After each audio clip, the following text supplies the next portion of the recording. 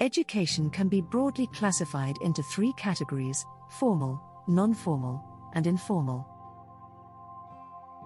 Formal education is the type of education that is provided through structured institutions such as schools, colleges, and universities. This form of education has a defined curriculum, set standards, and is regulated by a governing body.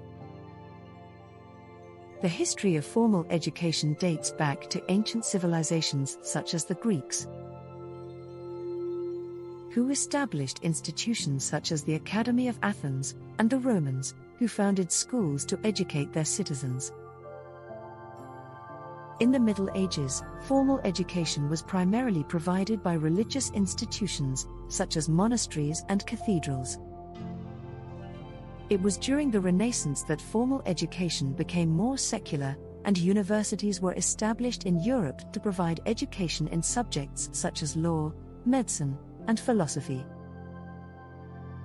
In the 19th century, the Industrial Revolution led to the establishment of compulsory education in many countries, as governments recognized the need for an educated workforce. In the United States, the first public school system was established in the mid-19th. In Europe, the Bologna Process of 1999 established a standardized system of higher education across the European Union.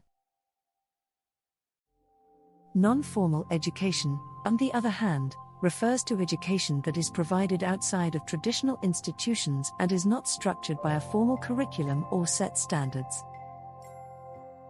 This can include programs such as vocational training, community-based education, and adult education classes. Non-formal education has a long history, dating back to the 19th century when organizations such as the YMCA provided educational opportunities for young people. In the 20th century, non-formal education programs became more widespread, particularly in developing countries where access to formal education was limited. Examples of non-formal education programs include literacy classes, job training programs, and community development initiatives.